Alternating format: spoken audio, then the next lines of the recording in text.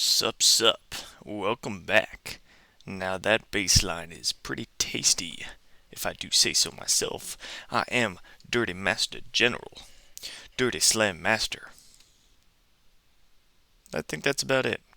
So today we're just going to be doing a quick recap of 2023, looking at 2024, and then maybe a little spicy extra slamma jamma at the end. So without further ado, we can take a look at our picture up top. Hopefully you're seeing it. We got the Ramblin' Rubber Duckies, Pillas, Veggies, Swines, Agave, and Bruisers all making the playoffs. Veggies, Bruisers get bounced first round. Pretty good season records for them. Not sure how the Veggies got bounced. Those guys were great. I hear the owner's pretty sweet. Good looking guy. Pretty funny, I hear. Obviously, that's just from the boys in the back. I don't know any of these dudes. So from there, we're looking at the semifinals. Ramblin' Rubber Duckies, Pillas getting bounced in the semis like they always do. They can't seem to do anything of note, of success. These guys just constantly lose in the playoffs. Failures, some might say. Just quit the league, some are saying. Not me, obviously. Dirty Slam guy here. I don't actually know these dudes. Swines, Agave make the finals. Big three matchup, you can see their team division. Swines coming out on top. Christian McCaffrey doing Christian McCaffrey things. Agave doing Agave things, failing on the biggest stage. Again, we can look down the list. Gridiron Gobblers. Gobblers was a massive surprise for me when I was looking at this. 9-7 was very surprising. I didn't realize they were that close to making the playoffs. Cheese balls, horrible. Ferocious frogs, horrible. So let's take a look now at where they are going in 2024. Now I'm going to fizzle out here and come back stronger than ever. I'm back. Now you should be looking at 2024 Big One odds. And I made sure to sort it based on projected records because, I'm a wizard on the keys. So starting at the top, we got the Agaves, again, favorites to win the big one. I'm pretty sure Dirty Slam's got them at a 30% chance, as does this website. Not going to tell you what this website is because this is proprietary stuff. It's pretty important. All right, 10-4, Ramblin' Rubber Duckies coming in at 10-4, 91% chance to make the playoffs, 13% to win the finals, 61% chance to win the division. I'm pretty sure they've never lost their division, so 61% for them, a little rough. Peacocks coming in at 9-5, retooled. They are ready to rock and roll this year, beat up on their division. We're going to get into them later. Bruisers and Cheese Balls, a part of that division. See if they can come out on top. But the Peacocks looking strong with some new additions. 23% chance to win the finals. We'll see there if that's true or not. Mafioso's DeVeggie coming in at 9-5, 89% chance to make the playoffs. There's no way this team doesn't make the playoffs unless major injuries happen. They have a pretty weak third division mate. We'll see here, so should be an easy 2 wins there. A couple of inter-conference matchups. Couple of wins there. 12% to win the finals. Some might say it's a little high. Some might say it's a little low. Veggies looking at another playoff berth, as well as the Pillas. No way this team doesn't make the playoffs. That 96% should be a 99. I mean, good lord. The Rods, Bods, and the Gobblers are so bad. If the Pillas don't win their division, I think that is the year Jesus Christ returns. Swines, 8-6. Whoo, fall from grace. Just won the big one, but now is projected barely to sneak into the playoffs, ahead of the Bruisers, ahead of the newly revamped Cheese Balls. We will take a look at each of these teams. We'll take a look at what they need to do, what they do not need to do, and then maybe we'll see who the Dirty Slam is going to project to win each division and the finals, the big one.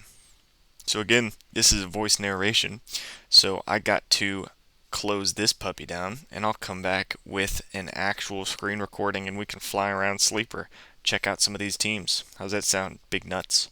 Whoa. I'm talking to you, Josh Roddy. I've seen those things.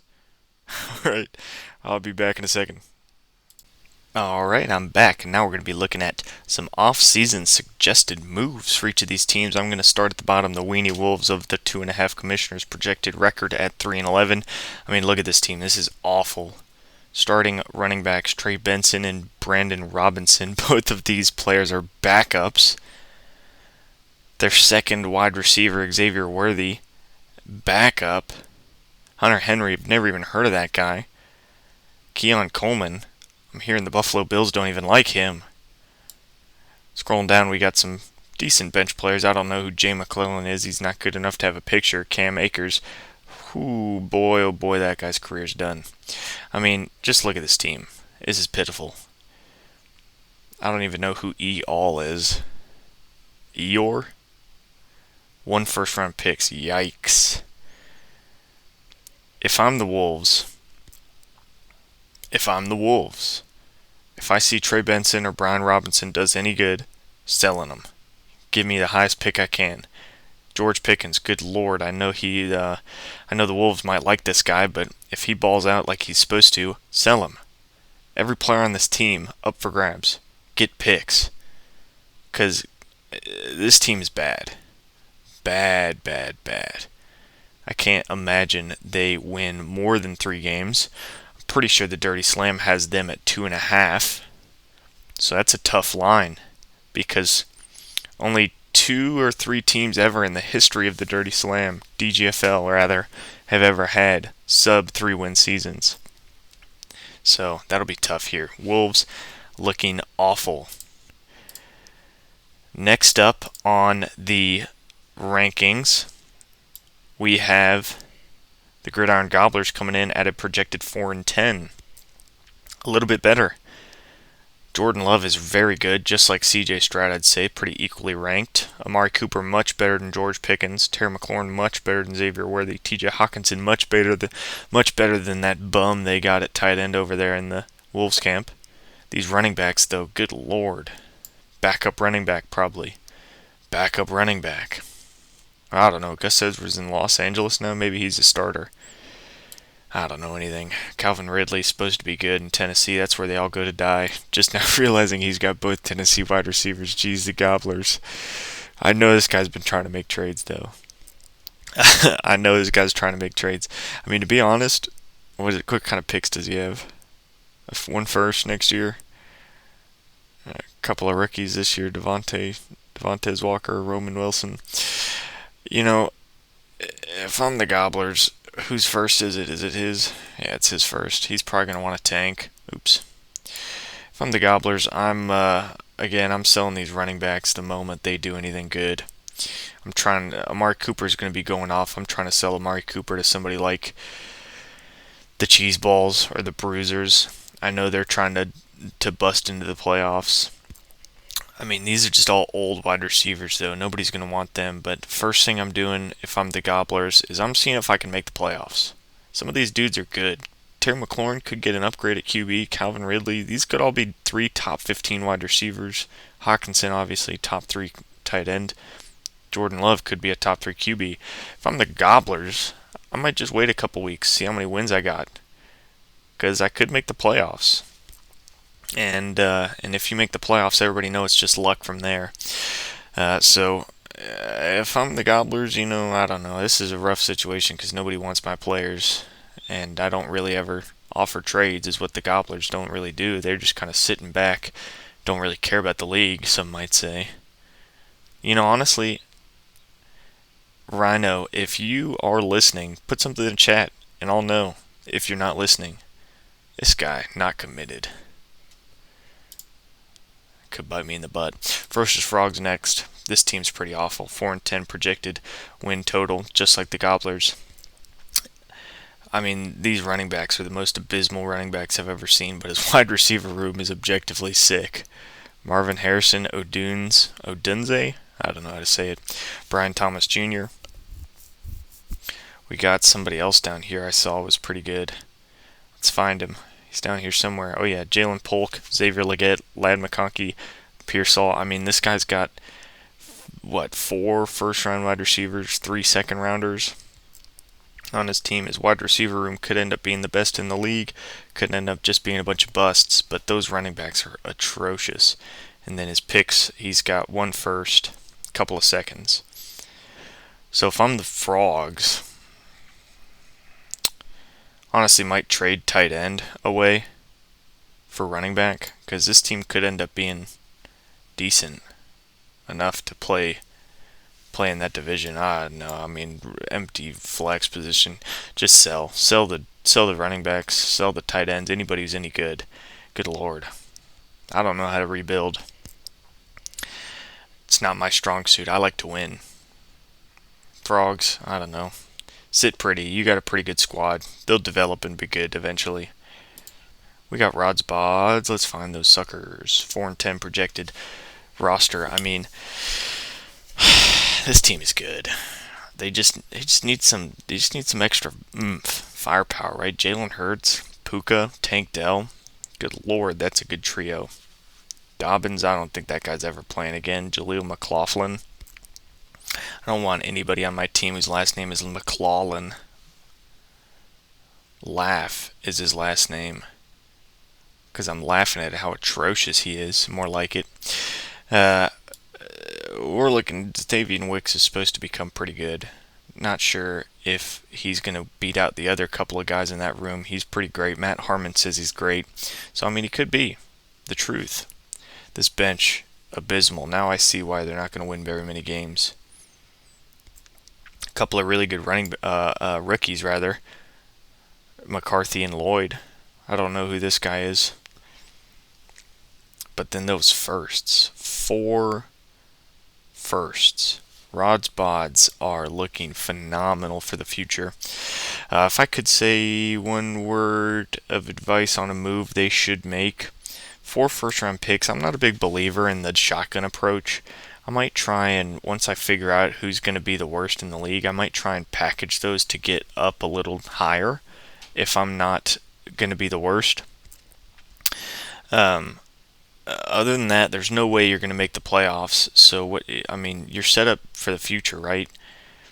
You got a couple of firsts. This is going to be a pretty good running back year. Omarion Hampton, UNC guy. I know you're not going to want to draft him, but that dude's a freak. So, Rods Bods could very well be the new Agave clone, right? Where you draft a bunch of wide receivers, Puka, Tank, Dontayvion. All these guys were wide receiver picks last year for him. Or traded for some of them, picked some of them up, got a good core wide receivers, and then all he needed to do was get some running backs over there in the Agave camp, right? So it could be what the Bods are going to go for. If I'm him again, just like the Frogs, I got probably sitting pretty. Second best future outlook, I'd say, between him and the Frogs. I mean, honestly, they're on the same playing field. The next team, though, was going to be in that conversation, but then they traded away a bunch of stuff for running backs. Not sure if I love that move, but we'll see if they can make the playoffs. If they don't, I'm a little worried about this team. Aaron Rodgers is a terrible starting quarterback. If Caleb Williams isn't good, this team's going to need a quarterback. I mean, there's just no way Aaron Rodgers is going to be good. I think he's druggy now. That's all he cares about. Cheeseball's sitting at 6-8 projected, 3 wins shy of the playoff berth. Josh Jacobs, Ken Walker, decent starting running backs. I think one of them could just fall off the earth here soon. Ken Walker's young, but again, I don't know. He's pretty good. Josh Jacobs, great, obviously, but he's on a new team. I think this is his 3rd contract, maybe, or 2nd contract. I'm not sure, but you know how running backs get when they're on their 2nd and 3rd contract. They could pull a Dalvin Cook any minute. T. Higgins, not feeling great about him as my wide receiver too. Zamir White, I mean, he could be a stud. He could just be some random running back. I don't even remember when he was drafted. Doesn't say. But he could be good. I mean, yeah, I'm looking at this team. I see Rashee Rice on the bench. He's a starter for sure. Jamison Williams could be good. I mean, if I'm this team, what I'm doing is I got what? I got Josh Downs, Quentin Johnston, Dulcich, Jamison Williams. I mean, like I could count nearly 6 or 7 players on this bench that could be good, that people might want to take a shot on, but the Cheese Balls don't really have the flexibility of holding on to them. If they want to make the playoffs, they don't really have the flexibility of trying to wait on them to become stars or to become serviceable. So they might want to package that up for somebody like I was saying earlier, like like Amari Cooper, Terry McLaurin, a guy you know is going to be top 24. Because sure, Jamison Williams, I mean, that guy could be a stud, but you might not see it until the end of the season. And first things first, you got to make the playoffs. So if you can't start him for 8 or 9 games, you're not making the playoffs. So from the Cheese Balls, I think they should look to make one more flex-worthy addition to their team, because I'm not comfortable with these two as my flex. Not comfortable if I'm him. This tight end room too is pretty abysmal. A couple of dart throws. I mean, we've all seen it, right? Every year there's a team that tries and makes the playoff with dart throw players, guys who might take a step forward. Cheese Balls looking to be that new one this year. Not sure they do it. I think they're going to end up missing the playoffs pretty handedly if they keep this roster. I think they need to add some more flex players, bolster up their flex position and tight ends as well. But again, that's just me. I'm not the Cheese Balls owner. I'm not building that team. Next one here's Bruisers. Bruisers are going to be the 1, 2, 3, 4, 5, 6, the first one out of the playoffs. 1 game back from the projected playoff berth, 7-7. And I'm pretty sure that's just because of this. I think that's just because of the fact that DeAndre Swift, who knows, like he could be great in Chicago. I mean, he was the reason this team, and Mostert too, like there shouldn't be many question marks about those guys. Or Jake Ferguson. These guys were all good, but the fact of the matter is people have question marks about them because was it a flash in the pan? Or are they actually that good? Or is it scheme? And now that there's somebody else in the room, they are going to get phased out. Like, didn't Miami just draft another running back? I don't know. But I'm looking at this team. Let's see if they've got their first. No first. I mean, what they could do, they just play this year out, right? Go as far as you can. Make that pick worthless. And if I'm them, Devin Singletary, starting New York Giant running back, like, there's teams like the Cheese Balls who need that flex running back position. Or I don't know, maybe they wouldn't. Cheese Balls wouldn't want another mediocre running back. They would want to tier up into somebody better. Yeah, I mean, there's probably teams out there like let's look up the list. Like,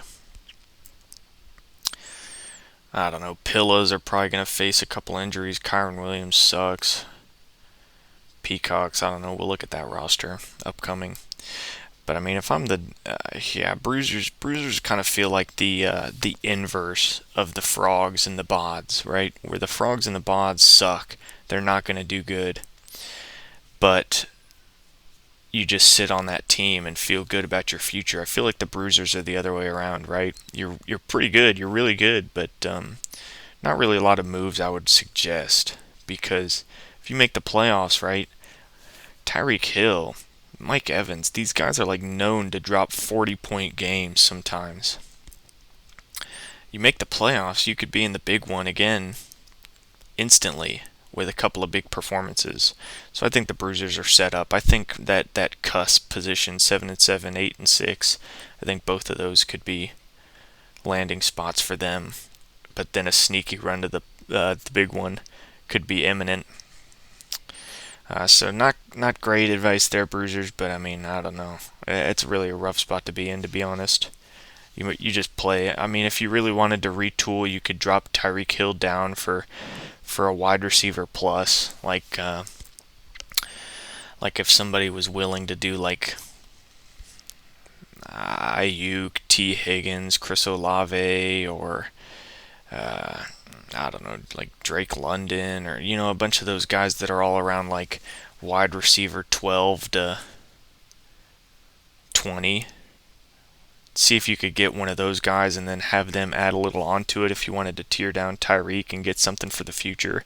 But again, I'm not sure most of those guys are willing to do that right now at this point in the season. Maybe on the trade deadline they might, because Tyreek is a freak, man. 16 points a game is insane. Moving up, now we're going to be in the playoffs.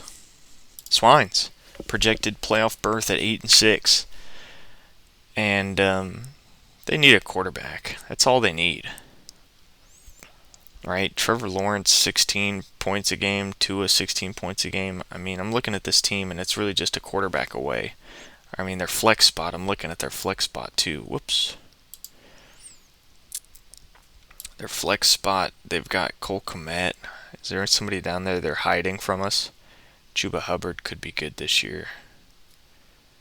Bo Nix. Yeah, they need a flex. They need a flex and a quarterback. I guess I understand. How did they win the big one, man? Christian McCaffrey really just is the tide that raises all ships, huh? Yeah, I mean, if I'm the Swines, do they have a pick? Yeah, they got all their picks. Yeah, Swines, you need a flex. You need a quarterback. I mean, what kind of quarterbacks are better than Tua and Trevor Lawrence, though, right? That are worth it. The price it's going to be to get Mahomes or Josh Allen or who else is up? The Lamar. Like, it's just going to be too much for them. I think they should get a flex, though. Use that first round pick to get somebody from the Gobblers, maybe. That would be pretty great if they could get Amari Cooper in there. Holy smokes. This team would back-to-back win the big ones if they could get Amari Cooper or Terry McLaurin in there. Because this Cole Kmet flex is awful. But, geez, Swines. I mean, win the big one. What can I say? Can't really talk trash about the roster that beat me, can I? Or, I mean, beat the Veggies, can I? Oops. We're looking at the Pillows next. I'm pretty sure I'm in the majority when I say here that this team's overrated.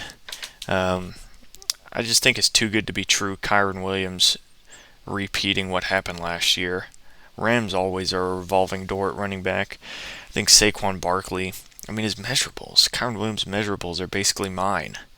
Like, the dude's a plotter, man. I guess his vision is good. I don't know what he does, what makes him so good. That's why I had to quit scouting. I don't know anything. Saquon Barkley could be too good to be true. I mean, I think he could be the RB1. I think this is going to be his coming out finally of being that dude everybody wanted to be. Obviously, JJ. Weird how he's only 13 projected points. That's not true. He's going to be much more, even though he's got a rookie quarterback. That dude is just all-star material. Keenan Allen, obviously good wide receiver. Christian Kirk, Joe Mixon. I mean, this is a good roster, right? Good starting lineup. I think the problem is their bench. Like, their backup running back, Tyler Algier, Deuce Vaughn. Backup wide receivers, Deontay Johnson. Like, this bench is awful. Jermaine Burton could be good. Malik Washington, Ray Davis. Could be good. They got most of their picks next year, so I think they just need some depth. Some people say depth is overrated, but depth is only overrated if you don't get injured. So I think they need depth, notably at running back, because these guys are all known to get injured, I think. Just saying that off the top of my head. So they could get a running back depth piece, right? Like, again, just thinking back to players who might be wanting to trade people. Weenie Wolves, Gridiron Gobblers obviously might want to trade their running backs if they end up being pretty good. So, could end up being a good trade partner there. Getting one of those guys, Tyjae Spears, if he ends up being a baller. Or Brian Robinson when Eckler inevitably dies. But next on the list is the Veggies. laughing stock of the league because of their tight end position. I mean, this tight end's pretty bad. Taysom Hill, Jawan Johnson's hurt. Colby Parkinson, I don't even know who that guy is. Chigakonkwo was supposed to be good, but he's bad. Daniel Bellinger was supposed to be good, but he's bad. They need a tight end. And the problem is the Veggies are in this like limbo state where they got a bunch of young players, so they don't want to go and get an old tight end that they don't know is going to grow with the team. So, I mean, if they want to pay up for a tight end, they should. They got some pretty good bench pieces, like starting running, or well, I guess Dave Montgomery's back up to Jahmyr Gibbs. Starting running back for Cincinnati, probably. Elijah Mitchell never was any good. Evan Hull, probably should drop him. And then they got a bunch of wide receivers. Again, this is kind of like the cheese balls bench, right? Mooney, Moore, Dotson, Rashid, Zay Flowers, all these wide receivers could be good. And they just got to figure out if they're in a position to really wait to see if they are good. And then obviously their taxi squad is decent. Backup quarterback is good because Herbert's kind of weak sometimes. So that's good. Backup quarterback could end up being a good rushing touchdown merchant. And then Ben Sinnott, the Senator, some are saying, could be their starting tight end. Who knows? I mean, if I were to recommend a move to make, I would try and keep your starting lineup as is. Obviously can't trade Mop. Try to keep your starting lineup. Maybe use Purdy and Zach Moss, and then if anybody wanted like Zay Flowers or Shaheed to get a tight end, but obviously we don't want Kelsey. That guy's trash. But most tight ends probably we would take them, or I mean they would take them, whoever that guy is. All right, now we're getting to the top three here, and these top three you can't really change much. Moves they should make. There's just nothing to change about the Peacocks roster starting lineup. Like, they've got phenomenal starters. Achane, Cook are terrific. Josh Allen, obviously their wide receivers. Nico Collins, what a steal. That guy is insane. I think the only thing is their bench is a little weak, but again, it's not like weak enough that they need somebody. Christian Watson, Pop Douglas, Njoku, those are all really good players. And then they got McMillan and Jalen Wright and Javon Baker. Like, these guys, he's got enough dudes that their bench isn't that bad to go after somebody. I think the only thing I would do if I had this team was maybe try and get a star at the flex spot. You know, make a big trade, because again, you do have really good depth. Maybe you can utilize that. Use Aaron Jones and maybe Christian Watson and Adonai Mitchell. Holy smokes, this guy's got a good team, man. The Peacocks are really good. Maybe use those three dudes to package up and get somebody who is on the cusp of being great, but not quite there yet, so they're not super expensive. Can't really think of anybody off the top of my head that would be in that tier. But, yeah, I think that's the only thing. Maybe just getting another star, because you got Josh Allen, you got Amon-Ra St. Brown. He's a top 4, maybe top 3 wide receiver. Nico Collins is definitely top 10, maybe even top 7. This guy's insane. Jalen Waddle's probably top 15. So, I mean, like, you could just get one more dude that could just come in with insane weeks, and the Peacocks are winning the big one. That's just what I'm saying. If they make a blockbuster move there, they could do it. Because the worst thing you want to do as the Peacocks is be in limbo, where you're good enough, but you don't have the real firepower to have a 140-point week. Because that's what it takes to win the big one. You got to have those 140 bonkers weeks. Duckies sitting at 10-4, projected to win their division. Not the big one. And to be honest, I don't think they're better than the Peacocks. I think Stephon Diggs takes a step back. Malik Neighbors is great. I think he's going to kind of replace a lot of that production. Travis Kelce's obviously insane. How much longer that goes on, nobody really knows. It really is just going to happen all at once, and everybody's going to be like, oh man, what happened to Travis Kelce? CeeDee Lamb, Devonta Adams, obviously top 5 wide receivers. I've probably said there's about a dozen top 5 wide receivers in the league, so I think their only problem might be running back. James Conner, Derrick Henry, Nick Chubb, Tony Pollard. Yeah, I think they're just going with the shotgun approach, right? Jerome Ford or Nick Chubb are going to be the starter, so they got one of it. Shotgun approach for them. Quarterback is great. Dak Prescott, Kyler Murray. So if I'm them, I might try and just ride these old dudes until next year when it looks like they've got a first. Yeah, they got a first. Jonathan Brooks is going to get healthy. Yeah, I mean, the only thing they should do is trade Travis Kelce to somebody. Trade Travis Kelce to maybe the Cheeseballs. Need a tight end. But again, they're kind of in that weird state where they got a lot of young players. They might not need Travis. But if I'm the Duckies, I'm trading Travis Kelce for maybe a running back or a first round pick and a little extra juice. Who knows? Last but certainly not least, we got the Agaves. And again, I mean, this is going to be really short. What are you going to do with this team, right? Stars at every position. Bench players that should be starters on a lot of teams, like Pacheco and Rachaad White. I mean, good lord. Cooper Kupp, Hollywood Brown on the Chiefs now, Jackson Smith and Jigba, Kincaid, Mark Andrews, Mayer. I mean, yeah, there's Jatavion Sanders, who's tight end for Carolina. No picks. I mean, there's just nothing you can do. No moves to make. Just sit on this team and win a big one, right? So, with that being said, my last thing I wanted to talk about is somebody mentioned who I wanted to succeed and fail. And that's a bit of a tough question because there's 12 teams in the league, and I'll put some bias on the table and say that I do like the veggies, but I'm going to hold them out of this just for the thought experiment, right? So there's 11 teams to think of. Who I want to fail, I'll do that first.